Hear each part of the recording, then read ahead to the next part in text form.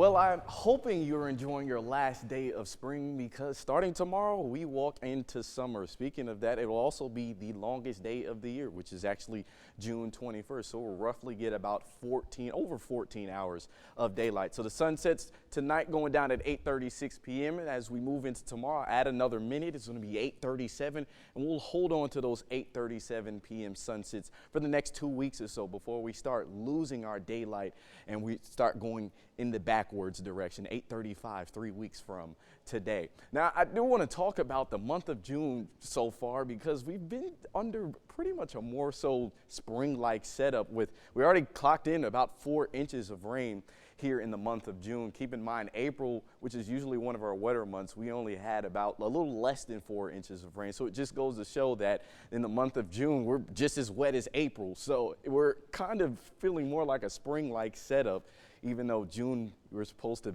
be pretty much dry. Now, you can see here on satellite and radar, we got a lot of rain overnight and into the start of your morning, where it really pretty much favored over Limestone and Freestone County. Groesbeck being the bullseye, picked up about almost 11 inches of rain within the past 24 hours. How about Mejia, around an inch to 2 inches of rain? The further west you go, the lower those totals became.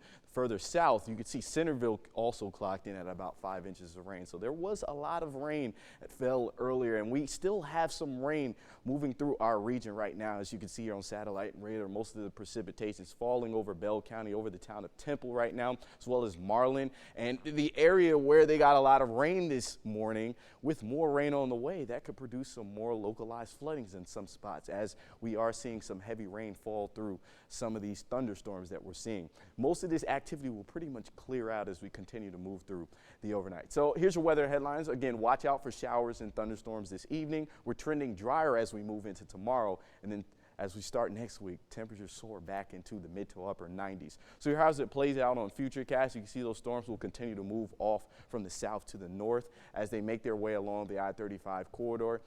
If you do have any late evening plans, just keep your eye out on the sky. By the time we get to around 10, 11 o'clock tonight, most of the activity will pretty much be done.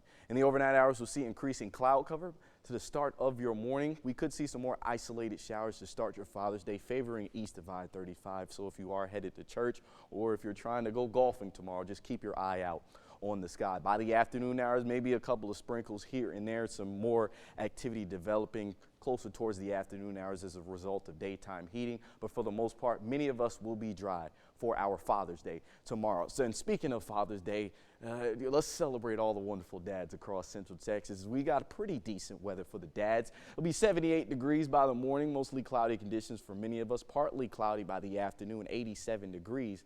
And then by the time we get to 4 p.m., it'll be around 92 degrees. And after Father's Day, the week ahead, well, we got high pressure building in, and that's going to keep us very warm all throughout pretty much next week, with temperatures in the low to mid, maybe even upper 90s at some times. And we're also approaching that summer-like pattern. As you can see, the Climate Prediction Center has us leaning below average from June 26th to the 30th. We're usually used to seeing the opposite. And with that being said, also with our dew points in place, you know our heat index values are going to continue to hold on to near dangerous levels pretty much the next several days. Over 100 degrees. By Thursday, we'll probably get a little more of a relief, but 100 degrees feels like temperatures is still very hot. Here on your 7-day forecast, enjoy Father's Day and the first day of summer tomorrow. Then we're back into the mid to upper 90s by the start of next work week. And then for the most part, rain coverage will pretty much be low through all of next week, but we'll keep you guys notified of any changes that may come. If you miss this forecast, you can watch your 6 News app. It is free, and who doesn't like free?